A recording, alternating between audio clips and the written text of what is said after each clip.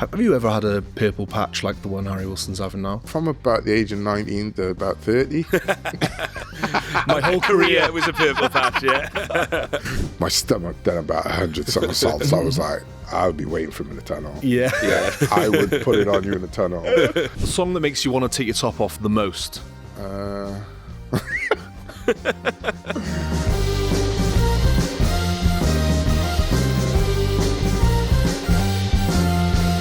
Welcome to the Concourse, the definitive Welsh football show. If you're new here, we talk about Welsh football from the top to the bottom, keeping you in the loop so you don't have to bother.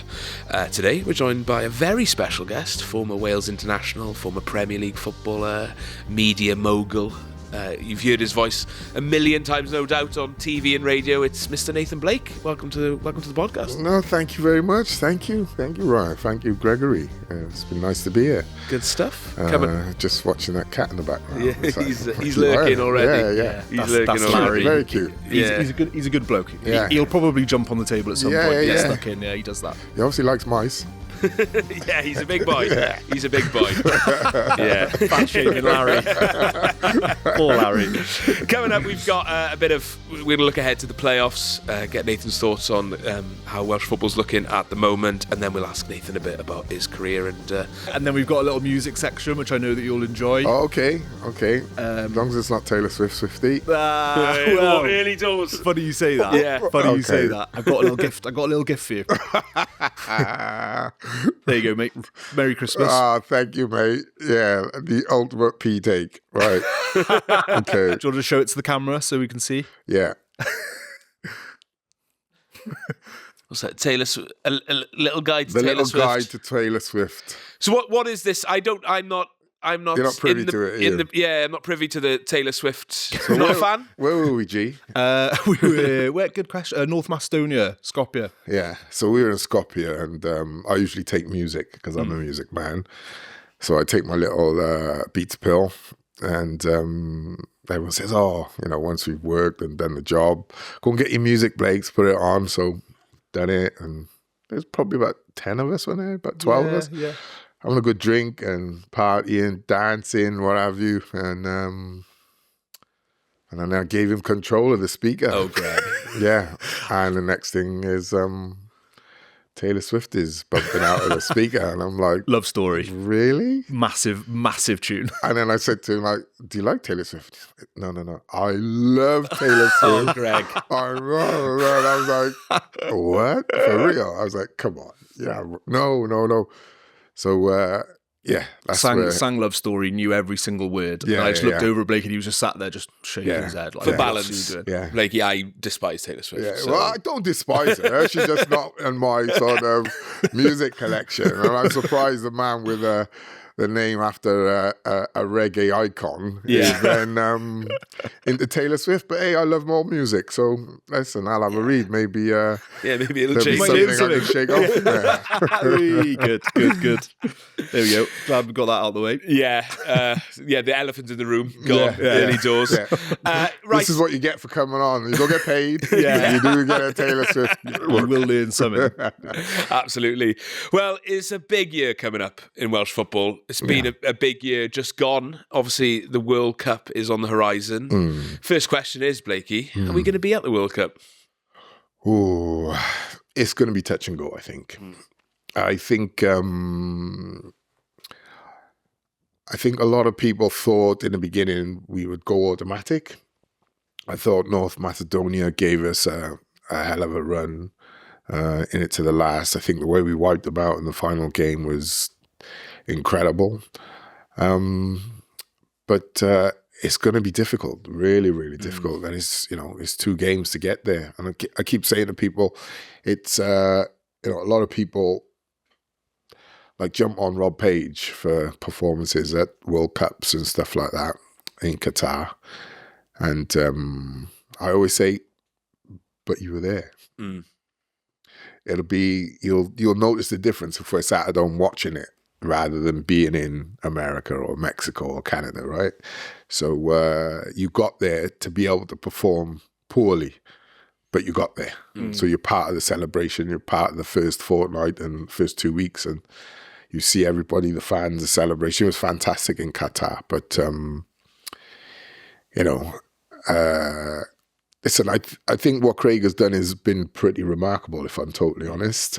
I think he's taken a team and a structure of playing one way, and he's just flipped it in no time at all. Yeah, I mean, that Turkey game started with That's the impressive thing. It was no time at all, but it was probably more conducive to how those players play Premier League. Yeah. So they're able to take on board a lot of information, because probably a lot of that information, they already have the knowledge from their club. So it's, probably going back to sort of what they do on a daily. But still, it was so impressive. And his record is like the best ever. Yeah. It's a weird one, because we were going in from, his record is great so far, and we've been kind of, obviously through the campaign, there's been like ups and downs, obviously like conceding the amount of goals we did in those Belgium fixtures, and then the Liechtenstein away game where we only managed to beat them 1-0. Like, with respect to Liechtenstein, I think we were all expecting a more comfortable performance. And then after then we beat North Macedonia 7-1, it was almost all forgotten. Yeah. So it's sort of like, do you think that, what was your attitude after that Liechtenstein game? And was it transformed after that? Because you're only as good as your last game, isn't it? And we all feel a lot more positive now, but it doesn't remove the fact that we did concede a lot of goals against Belgium, 3 away at England, albeit in a friendly. And Well, I think the Belgium game, first and foremost, was one of the best games I've seen. Yeah. The one out there in Brussels. Yeah, it was amazing. We said we loved it. They were brilliant. We were really poor. And then, if the saying the game of two halves was ever true, it was that game. Because the second half, we were unbelievable. I would guess if you gave Craig that game again, he would probably say, let's shut up shop at 3-3. Yeah. Right? I'm not sure he would, though. He did say that he loved that they got the ball out of the net and wanted that winner. Yeah, but it might be the difference between you qualifying and not that's what I qualifying. think. Yeah, I agree with that. We should have shut up shop. But I think the way Craig is so stubborn with his... I know there's a stubbornness, but there's also what happens is, the idea of life is day by day you grow, right? You understand. You might think today, I would never do that. Something might happen to you tomorrow that changes your opinion. You think, I've learned a little bit. Maybe next time I'll do something differently there. That's supposed to be the sort of idea. Do you think he's learned to be a bit more pragmatic then? Because the thing is, though, we played them at home and still conceded 4 goals. I don't think he's learning to be pragmatic. I just think on that situation, right? So that situation, if he gets a 3-3 out of that game from 3-0 down, it's as good as a win. Yeah. Right? And it feels like a loss to Belgium.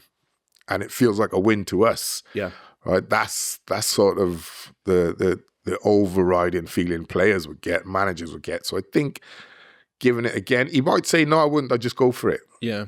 But then I would say, well, that's down to him. But me personally, my opinion, if I was in his ear and as number 2, I'd be saying, take the point. Yeah. Right? Oh, take the point. Take the point. Yeah.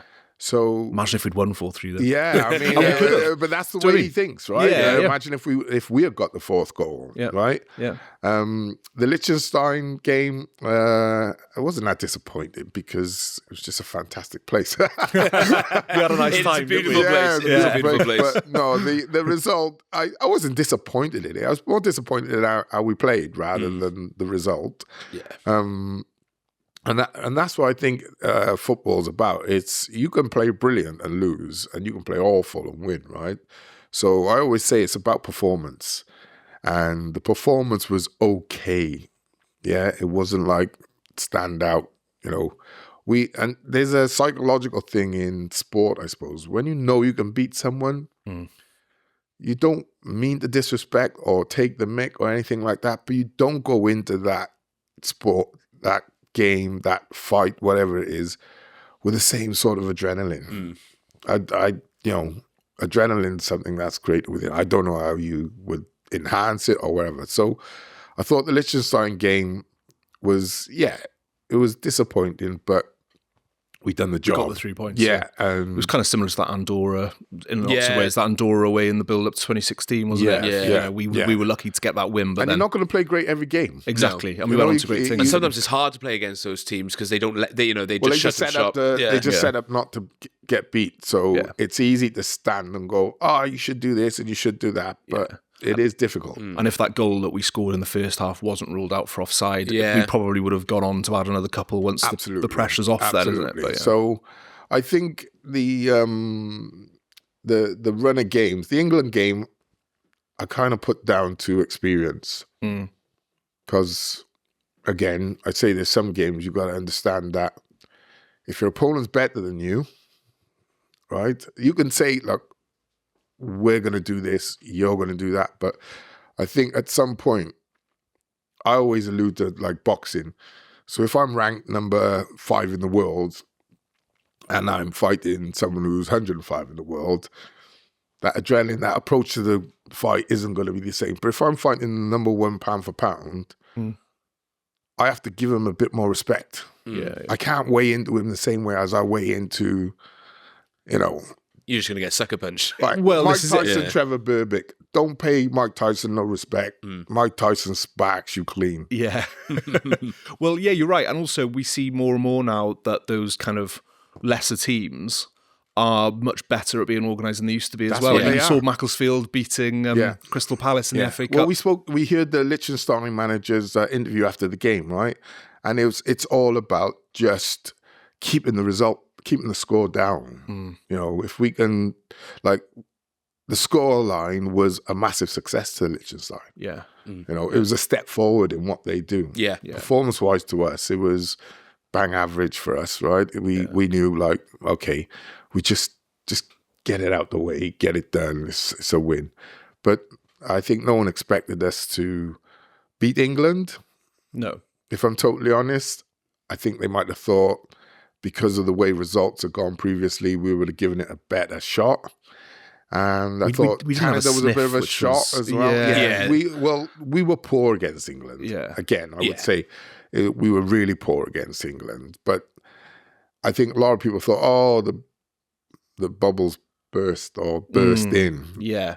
And then we've gone again. Yeah. I That's think. what I mean. That's what I think mean that's with the that impressive thing Macedonia about game. that North Macedonia game was I think everyone was, the tide was starting to turn a little bit on Bellamy. People were a bit like, we promised all this sort of, this attacking, exciting football. And he's given you it. Yeah, exactly. Yeah, absolutely. It's been, we say every episode, it's been fun. And then it I've loved clicked for that North Macedonia game. Yeah. And it was, maybe one of the best ever Wales performances, in terms of Well, the there's actual... not many teams who've done that, the North Macedonia. No, that was the other impressive right? thing. Belgium haven't done it. Right? Yeah. Belgium, drew twice to them in qualifying. absolutely. Yeah. So, the way we done it, it was like I switched off after 5. I wasn't even watching the game. I was commentating, just enjoying the fun. So, I think we're in a good position. I think players there, I think you've got to look at them players' form, like Harry Wilson, Houdini Harry, or Harry Houdini, I call him. He's, I think he should be at that top 6 club. Yeah. Right? Well, we've been speaking about this, funnily enough, on the last episode, right? We were saying his contract's up at the end of the season. Yeah. So I think that really increases He's his in the shop chances. window now, isn't he? He's in the shop window anyway, but now I think maybe a top 6 side would look at it and go, do you know what? On a free, he won't demand like massive wages either, I don't think. And homegrown qualified as well. Homegrown qualified. So he could get a big chance at a top club Where now. would you like to see him go, Blake? I think he'd be great at like a Villa, Yeah. a Newcastle. Become a bit of a cult hero. Yeah, I don't think he'd man. go to Man U because he's Liverpool. Yeah. And why would you want to go to Man U these days? Yeah. Right? So, but I think, even a return to Liverpool wouldn't surprise me. Really? Yeah. I think he's that good. Like, I think there's a tendency, like, I would say, like, and I'm just using this player as an example. Like, if I said to you, most people, especially over the bridge, Mason Mount or Harry Wilson, they would go Mason Mount. I would go not in a month of Sundays. Yeah, I totally agree. Not in a month of Sundays. I've seen Mason Mount have a couple of good games for United recently. But if you say to me form and growth and how a player has gone from, being a squad player to almost like you got to play him every game. Yeah. and that's maturing, right? That's getting better game by game, learning. I was going to ask you this, right? Because obviously, as an ex-pro, why is it, do you think, that because is he 28, 29 now? 20, I think he's 29 in March, isn't he? So I think, why do you think, because he's always had that spark of brilliance in him, but now he's consistent, for probably the first time in his career, consistently playing at a high level. Why do you think that is? Well, I think he's playing at a higher level of consistency than he was before. I thought he was consistent before, but now he's just knockout consistent, right? Yeah. I just think it comes to maturity, Greg, and as you grow. And a big thing is always managers. It's something that I think people on the outside don't understand.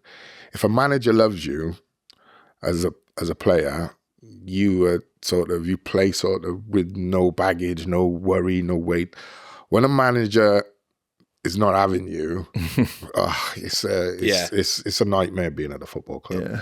It is. I mean, it's a great life, but listen, ultimately, if you're going into work every day, wherever your job is, and your manager don't like you, it becomes a bit of a problem. That's kind of what's going on here. Neither of us are the manager, but we hate each other. But that's what makes it pushes it forward. Yeah. So it to me, it's he's just, and it comes with maturity as well. The game does become easier as you get older. Yeah. I know when I'm going to go past you, if I drop my shoulder this way, I know 99 times out of 100, you're going to put your right leg, so I'm just going to be up to nutmeg you, or I'm going to be up to go the other way. They're just routines that just become, like, you see things before they happen as you get older and more mature. I was chatting with someone who plays in the Cymru Premier at the moment, and he's played pro before, and I was sort of asking, like, what is the difference between a top player and someone who is playing in the Cymru Premier? Very talented footballers, in the core of it, relatively probably in the top 5% of footballers if you're playing at a semi-pro level. So many people play football, and they were like, they know what they're good at, and they stick to it. So they know, certain players will know that they can ping a diag across the pitch. Other players know that they may not be able to, and it's having that nous to go, I'm not going to be able to play it. Because I'll try stuff in when I play 7-a-side that I know I'm not going to be able to do, but in my head I think, I can do this. If I put it off once. Yeah, exactly. And it's always terrible when I give the ball away. But it's like just having that, and I think that's probably what you get with playing more. Yeah. You learn what your strengths are. You learn, like you said, when you know how to go past the man, if you can make that pass or not. That decision-making, I think gives you that. And anticipation as well, right? So, like, a big thing in football, I think,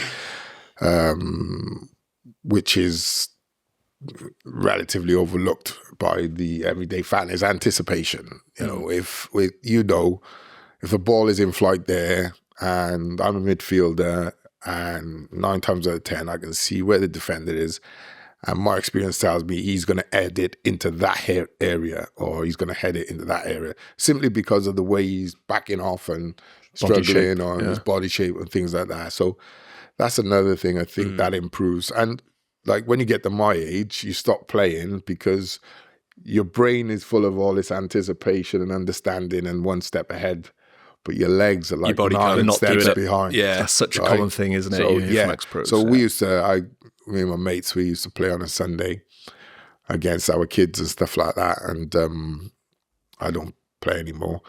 And I would know what, like, the kid is going to do. Yeah. And I'd be laughing to myself thinking, and then I'd go to step and he'd be gone. Yeah. That's humbling. Like, like, you've got to retire from that as well. Yeah, you have to accept that, right? You just have to just stand up front and just, do what you can. But, don't run about too much. Yeah. I always find it humbling when you play 5-a-side on, like, goal or something, and they film it and you score a goal and you think, oh my God, what a goal. I am a top player. And then you watch the video back and you're like, I'm so slow. This looks slow. When you're playing, you think, this is good tempo, blah, blah, blah. And then you watch it back and you're like, oh my word. We're bad. We're unfit and bad. I think that's the difference between the levels of football. Yeah. It goes higher each level. quicker, That faster thinking, thought process, and then everything improves. Yeah. So crossing improves, passing improves, running improves, finishing improves. And doing it in those split seconds. The strength and everything as well. Crossfield pass, little slip pass, everything turns, keepers improve. I remember going from Cardiff to Sheffield United and like being in training, and then, you know, no disrespect to like Gavin Ward, who's there now, Mark Grew, but you come up against a Premier League keeper, and it's tougher there. Yeah. Like, well, like stroke the ball, and you now got to stroke it with more pace and more power, and you know. Yeah. So and they anticipate better what you're going to do. So it's difficult to get to the top. Have you ever had a purple patch like the one Harry Wilson's having now? What's the best informed period that you had as a pro? From about the age of 19 to about 30.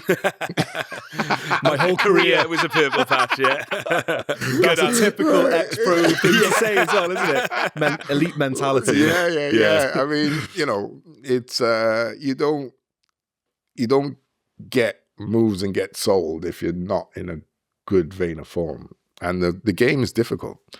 And one of the most difficult things is, I always say, is injuries and having to deal with injuries. So, you know, it's something that people don't understand. You're carrying knocks, you're carrying injuries. I don't think I've been without injury since I was probably about 17 to this day. Probably say there's always something wrong with my body. Yeah.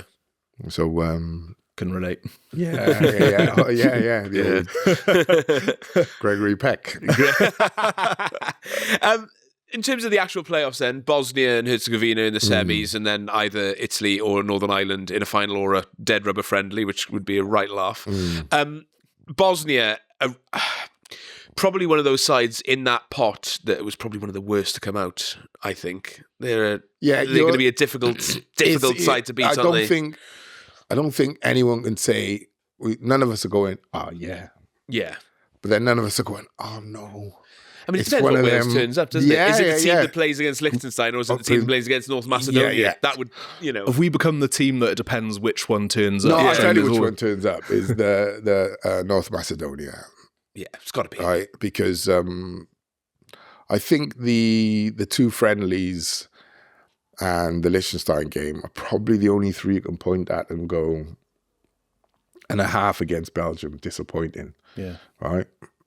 That aside, like, we've been on it. Yeah. Which was mean. And I thought the Macedonia game was sort of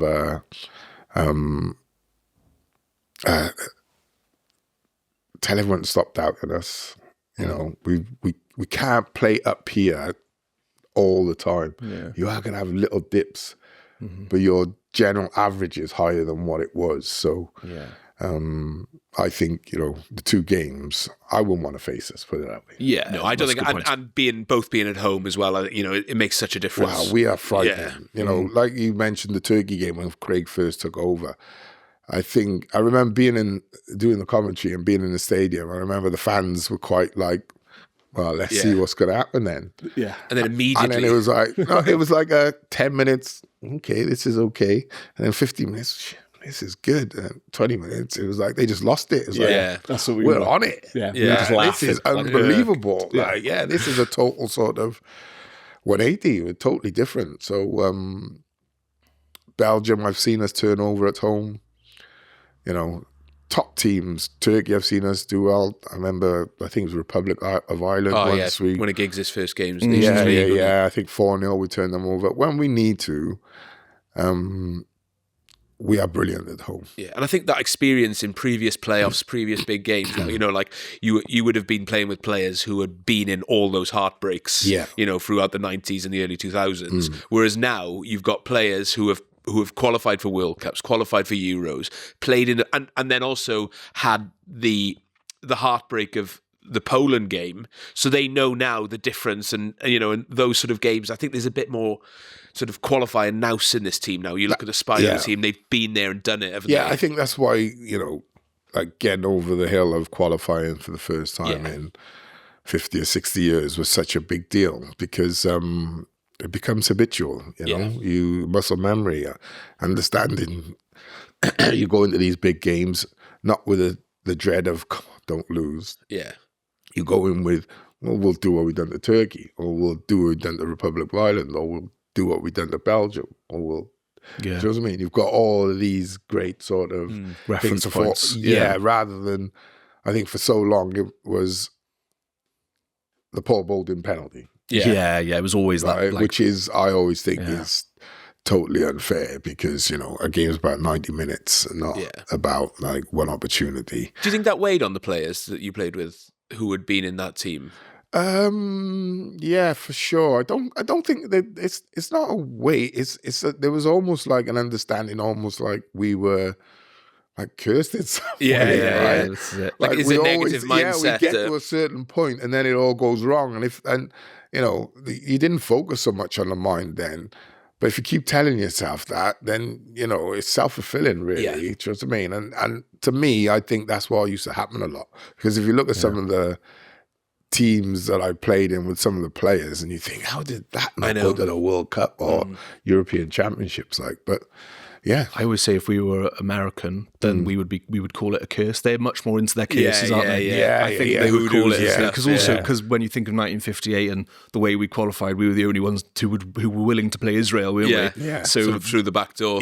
So it's kind of Anyway, I kind of wish we were into that though. We could have got like a witch doctor to do like voodoo. You know, they always do. They always bring in these like different sort of, you know, these mad people to go in, like shamans and stuff to like bless gold mouths and stuff. I kind of would be into that. I think we should still do that. Yeah. For the holy water. Yeah. Do you want to kick off some questions for Blake? I think we've got lined up. Yes, so we've Greg asked, gets them going. Yeah, so we've asked our listeners. I thought actually we could ask. I've got a couple of questions. Yes, go for it. So I think I know the answer to this one already. If you were playing now, would you get in the team? And if so, what position? In the Welsh team. Yeah. In the Welsh team. Whose position would you take? Oh, whose position? Harry Wilson? Well, take your pick. I've played right side. I think I've played about 4 different positions for Wales, I think. Something like that. So midfield, centre forward, right back, right wing back, I think I played, left wing back. So I'm sure I'd get in there. I'd squeeze in there somewhere. Yeah. I'm sure. Do you think you'd enjoy playing under Bellamy? Was he the type of manager you enjoyed playing under? Oh, we'd row for fun. Yeah. But I would, you know, I honestly think, Craig's personality as a player and Craig's personality as a manager are two different, right? And it's not. That's where I think he's grown, right? As a person, it's not a facade. I think people, as we know, right, Craig, there are people who are waiting for this explosion. Yeah, and I just don't think it's going to come. No, the longer it goes, the more it's like people are like, okay, maybe he won't explode. He's not. He's too focused on what he has to do. Yeah. And he understands, I've got 25 men who are relying on me to lead them into this situation. I can't be the Craig of old. Yeah. But that's where I respect him so much of his growth as a person as well. So, but question, I would have gone in. I don't doubt it for a second. In fact, I would have enjoyed playing for him. Yeah. Because he wants... Like, so, you know, the Canada game where he was peed at.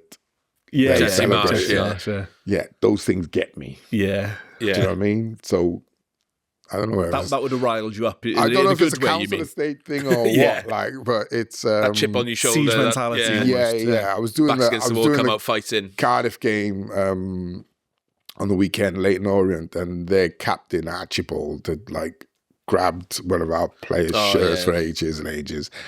And then, like, the player turned around, reacted. They went chest to chest, and Archibald went down on his face. My stomach done about 100 somersaults. I was like, I would be waiting for him in the tunnel. Yeah.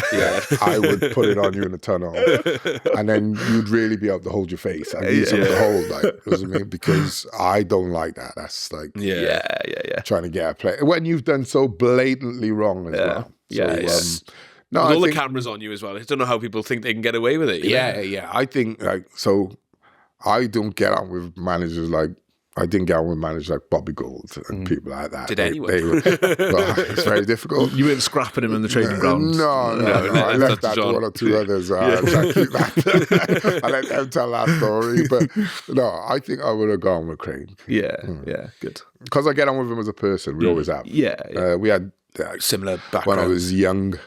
I remember him coming to me asking me, could I speak to my agent about representing. My agent represented him for a while. Bellas and I used to be quite tight for a couple of years. Yeah. Nice. So I've always liked him. I think he's a good guy. Yeah.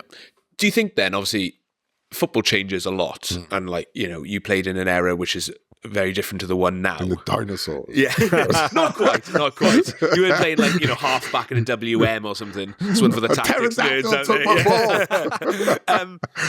Do you think you'd thrive more in the current style, you know, the sort of high pressing, a bit sort of I don't know. I'm one of them. I don't like he's the GOAT. Yeah. I'm like, mate, it's all relative. You're good it? now. You know, when the pitches were heavier, the balls were heavier, it was slower, the boots were like hobnails. Yeah. People just put Kits were made of like studs thick in their cotton. boots because I'm gonna take him out. Like, you know, it was a totally different time. So I think like I'm one of them. Yeah, whatever era it is now, you can be the GOAT of this era, but you can't compare. Say go back 50, 60 years, the greatest of. You know, I would say if you can do what you can do here on what they used to play on in the 50s, then you might have a chance to call yourself the GOAT. Yeah. But if you can do that in the 50s on that pitch, bring that forward to today, and listen, you'd be unreal. Yeah. On the subject of that, then, who is your GOAT? The greatest ever? Yeah. It's Pele by a country mile. Yeah. Pele. There's this modern thing of like Pele wasn't actually that good, which really annoys me. I've never watched him in an auction. I've never watched him.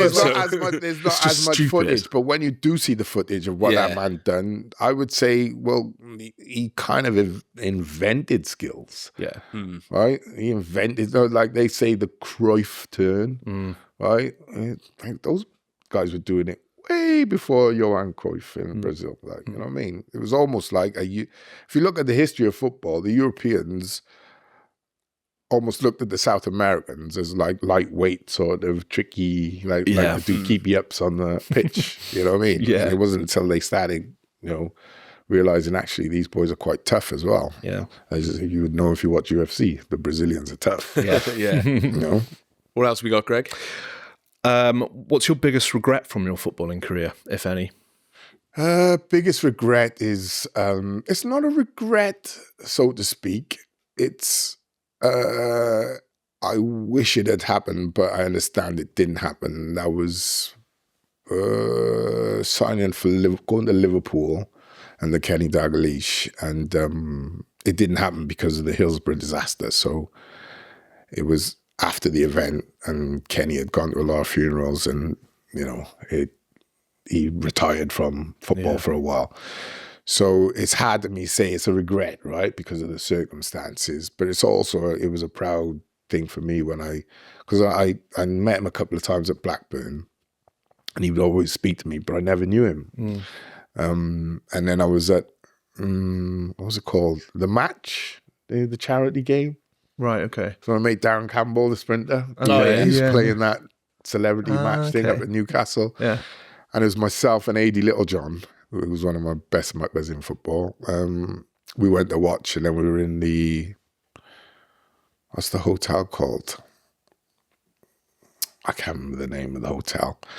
But we went there, and there was loads of players there, and Kenny was there, and he just pulled me. We started chatting properly, and then he told me, gave me the whole rundown, and his wife, his lovely wife. So that's probably the only thing I wish had happened, that I'd played for Liverpool, or played for Kenny Dalglish then. Yeah. Wow, I had no idea that you not came many that people close do. to signing for Liverpool. Yeah.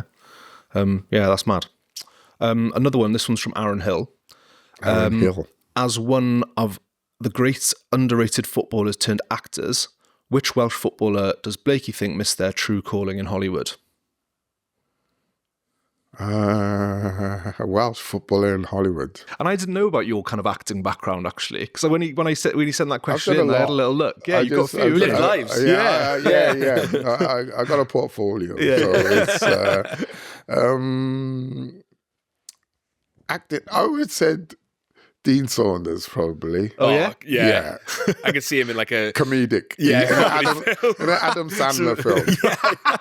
Yeah, he would be brilliant in an Adam Sandler film. Okay. Because he can entertain a crowd, you know. Yeah. There's never a dull moment with him. And his memory is unreal. Like, you know, whenever I see him, he'll start talking about stuff from back in the day, and like, I'm like... I had no idea that. Yeah, I'm just nodding going, yeah, I remember, yeah. So he's an anecdote machine. Yeah. Robbie Savage as James Bond? Who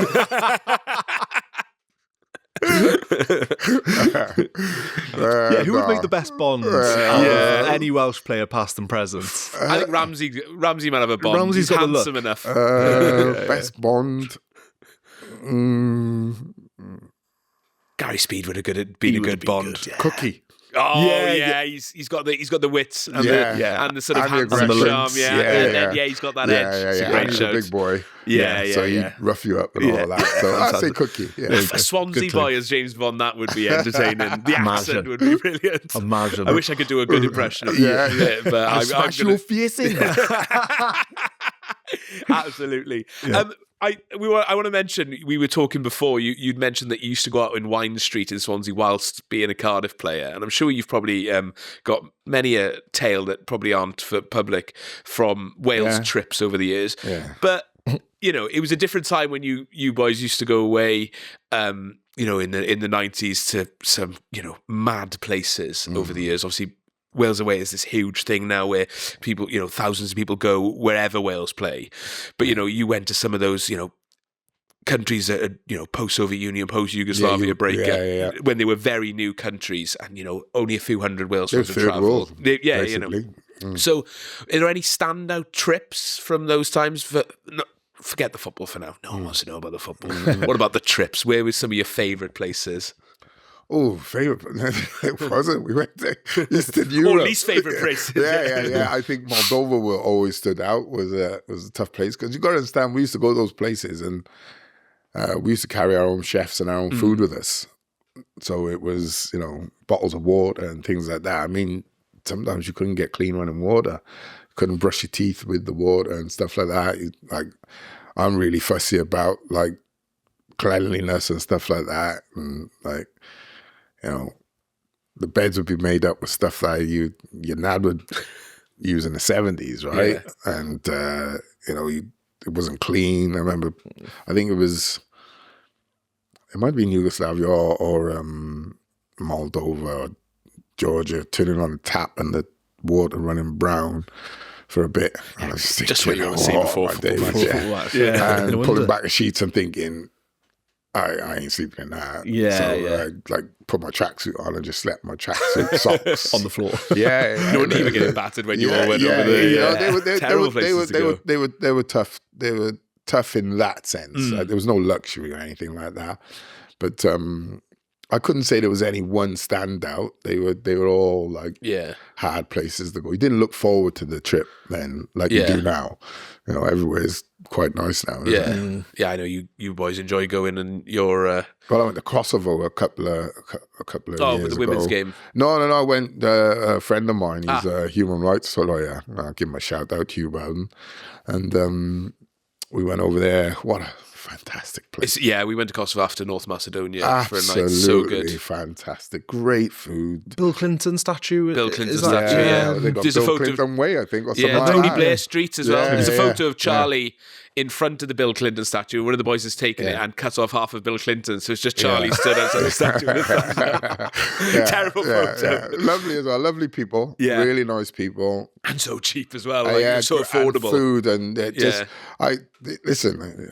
I was even considering thinking. You know, I got offered a job out there, and I was going to go and work out there. So you could play in the Kosovan second division. No, as a player, it was like looking at Pristina and their academy and stuff like that, and it didn't work out in the end. But I definitely planning to go back next year. Yeah, cool. Yeah, Nice. just on a jolly like. Yeah, Nice. Yeah, good. Love it. Got friends over there now. You know, Nice. and Can we come? Next time. yeah. Leave it. I'll give you an Airbnb in a couple of years. Yeah, thanks, mate. Yeah, cheers. So we got a couple more. We'll rattle through them quick. So one from the Podfather, Alan March. What is your favourite terrace chant / song from either your playing career or now? Someone scoring Lord Nathan Blake, Bolton Wanderers. What does it go like? Let's come by Armalord. Oh, right. Yeah, okay. Someone scoring Lord Nathan Blake. Lord Nathan Blake. How good is it when fans are singing your name? It's fantastic. And, it must be such a good feeling. The Cardiff one, it's sung out of love, right, with the fans. But the reason behind it was like just police trying to ruin my career, basically. So there's a love-hate thing there, do you know what I mean? So, but my favourite is Bolton Wanderers. I love that club. I guess, what was the story with the Cardiff one? I won't go into it, but I got arrested for something that I'd never done. Fans made a chant of it, but it was just, like I said, police trying to... You've got to understand the depth of, we'd have to go into another podcast. But being a young black person, and it's been proven institutional racism, right, in the police force. So it's nothing new. But that wouldn't have been long after the Cardiff 5 stuff as well. Yeah, you look at that. You know, they're friends of my family, and it was. I've always said, how can you put people somewhere where they're not been? Yeah. Which definitely happened with the Cardiff 5, like, didn't it? So it's like it'd be like us being proven making a script, right, for a film. Mm-hmm. It's literally the same thing. We have to make a script. We have to make it happen. So it's like I don't say too much about it because I probably get pulled over and beat up by a couple of coppers. I'd like to think that those coppers from then would have retired by now. You would hope, but maybe not. I get why you'd be wary of speaking about it. I know. Shit don't change. 100%. That's what I would say. Was that when you knew you'd won over a fan base then? When at Bolton, for example, you joined this new club, you got to prove yourself to a fan base, and then the first time you hear them singing your name, you're like, we're in now. It was more at Cardiff. So I came from Chelsea to Cardiff, and there was a lot of excitement because I managed to get in the first team as a left back. Never played defence in my life until I came to Cardiff. I managed to get in the first team because he was then my uncle through marriage. Ray Daniel was the current left back, and he had like a flu or something, and it was a derby match against Bristol Rovers. I remember Len Ashurst and Bobby Smith calling me in and saying, it wasn't just me, it was me, Damon Searle and Stephen Hookins. We were all apprentices, and he said, if Ray Daniel isn't fit tomorrow, one of you will take his place. And I'm thinking, I'm the left wing stroke centre forward. I'm playing in the youth team at centre back only because I left Chelsea, come to Cardiff, and the youth team was already set up. I think Chris Summers was the goal scoring machine. And they said to me, could you play centre back? I was like, yeah, mate. You're going playing against Tottenham and Arsenal, and you're playing like into Cardiff and stuff like that. It was just like, it was a jolly. And then, we went in on I think it was the Friday because we travelled the Saturday morning, and they said, we've chosen you, Nath. I was like, I was thinking to myself, reading a book on how to play left back. Reading a book, I just thought, I didn't know what to do. I literally, but I was only chosen. It wasn't to play. It was just to go as cover. Yeah. Okay. So I met Ray Daniel at the Cauldre on the morning of the game, and he said to me, I'm fine. And I was like, I'm just here to get the fish and chips then. Yeah. And then we got there. I helped Harry Parsons, God rest him, put out all the kit and everything, get the boots out the skip and do all your little chores and what have you. And then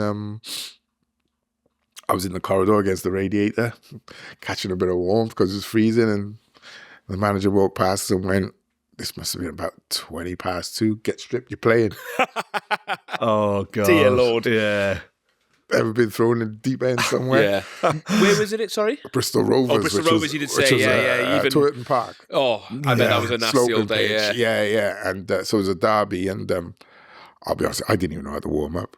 If you see me on that, I was just watching people and just doing what other people do. Didn't know how to warm. But then your name grows and you grow as a player, and then they start singing your song, and it then I think once the team has got a chant, a song for you, because there's other players I played with who never have on all their careers. No. Sometimes it's just because you've got an unfortunate name. Yeah. We've spoken like Ben Davis, for example, should have a song, but like his name just doesn't fit easily into it. They find it though. If you look at like the latest, I suppose, good one was Ruben Amorim, right? Like where did they get him from? Yeah. Mo Salah's is unbelievable. Yeah. Some of them are just Do you know what I mean? so good. Yeah, and they just fit perfectly, don't they?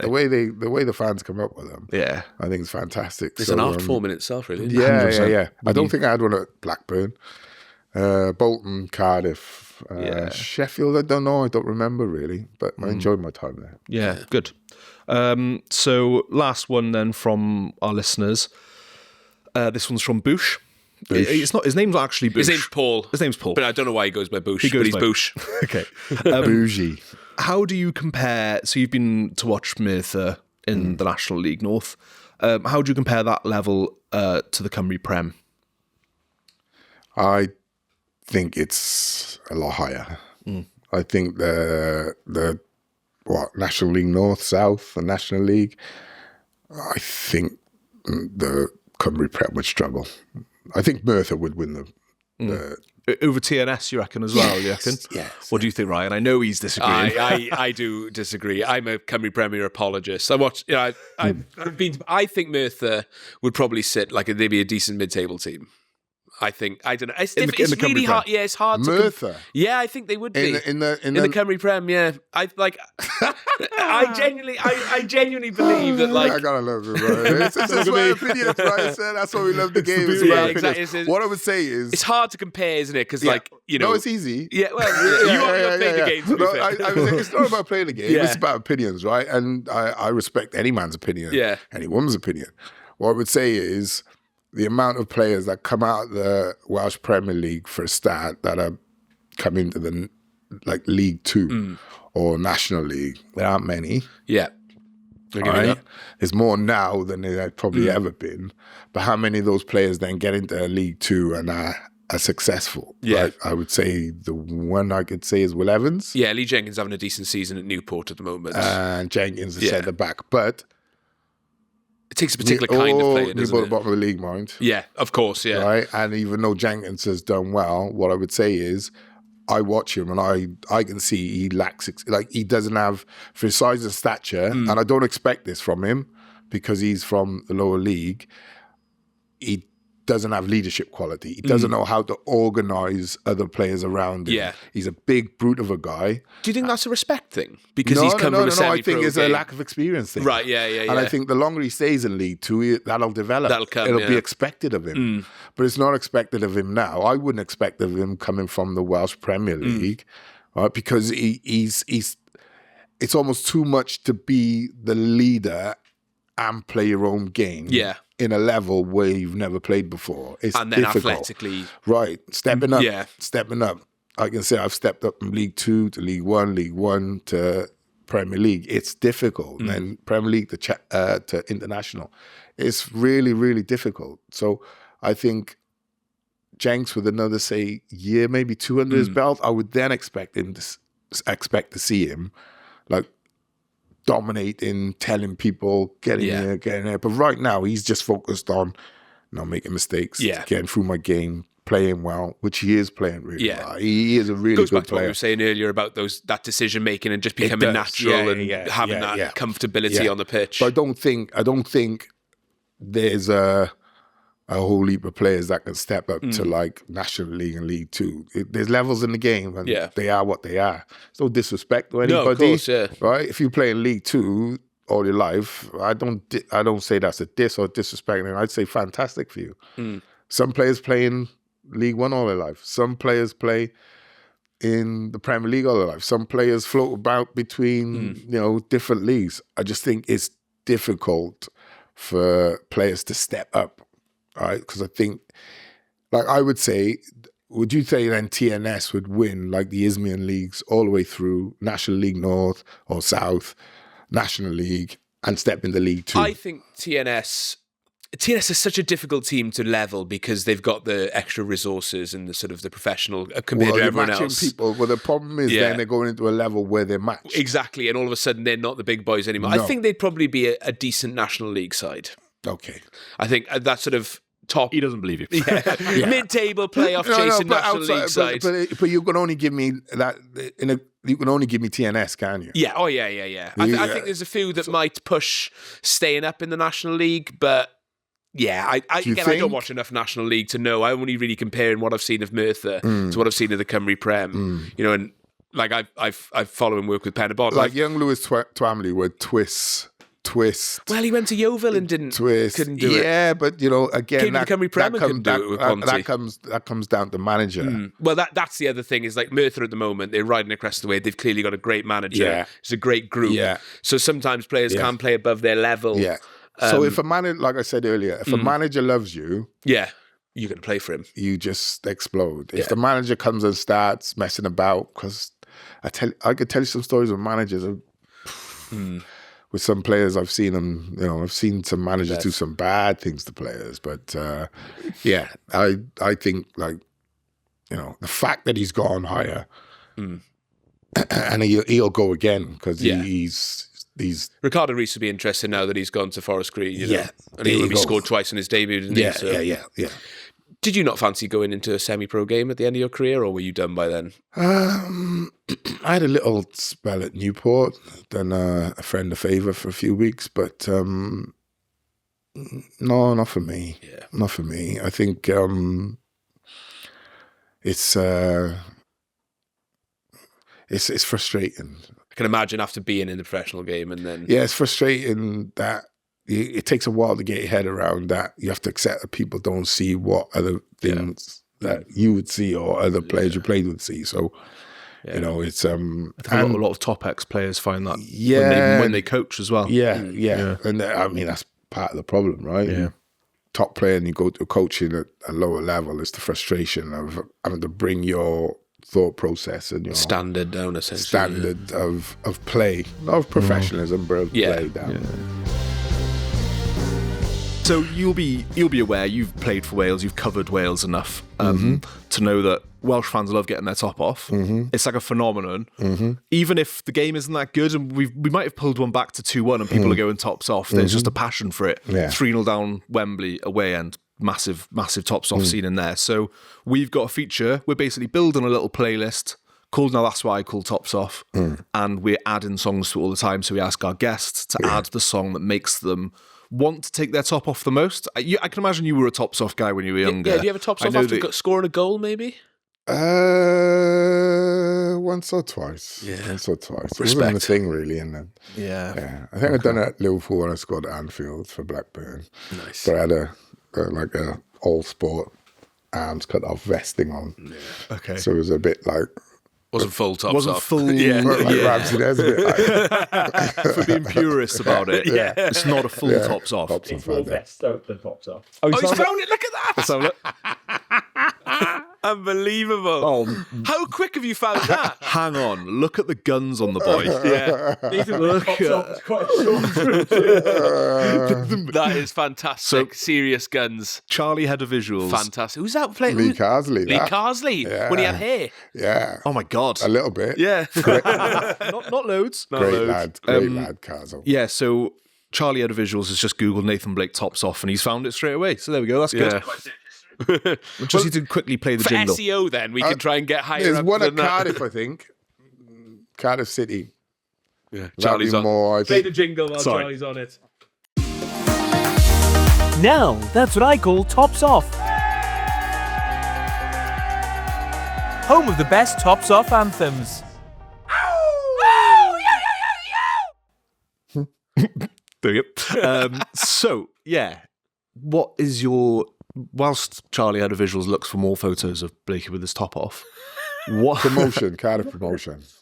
Yeah, there's a famous one, pitch invasion, isn't there? Yeah, I've seen it. Come up straight. Yeah. Look at the petrol. Yeah. Look at that. Now that's a tops off moment, isn't it? 93 promotion, the Eddie May Yeah, season. Eddie Mays. Fantastic. Yeah, that's one of my favourite. The double. That's one of my photo. favourite moments in football. That is. I think probably the greatest trophy double of all time, isn't it? I mean, we got stripped. Division 3 and Welsh Cup Like, double. like people like Fantastic. outside of Wales, like smart at the Welsh Cup, but I'm like, I won it twice. I'm like, Oh, I'm you got to well be proud of removed it. to the Like, Welsh I Cup. love it.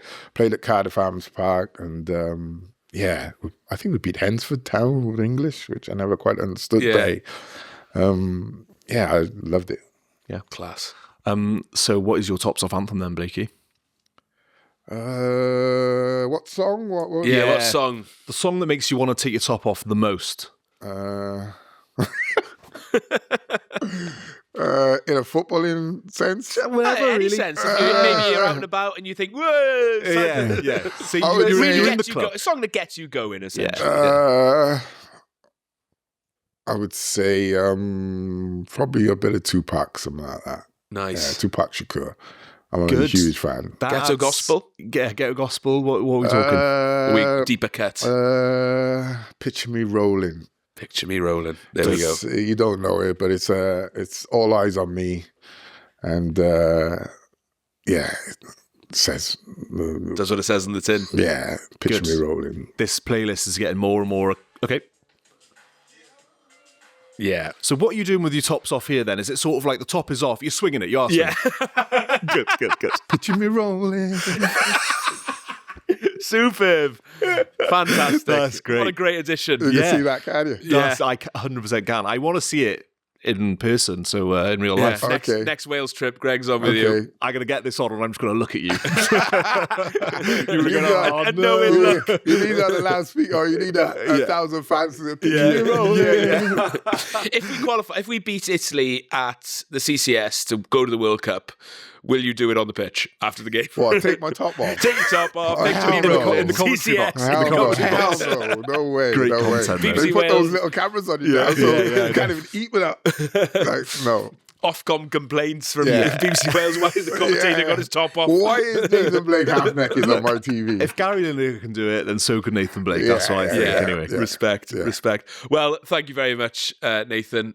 Greg, what have we got to round up? Any final thoughts from you over there with the running order? No, I'm all good. Yeah, thank you very much for coming on, Blake. You really My appreciate pleasure. it. It's My been- pleasure. It's We've been got good, a Drake. It's little been great, bonus guys. section for everyone in our Alternative Wales Social Club. So tune in or sign up on patreon.com/Alternative Wales. Thanks very much, boys. It's been a lovely time. Diolch, mate. Yeah.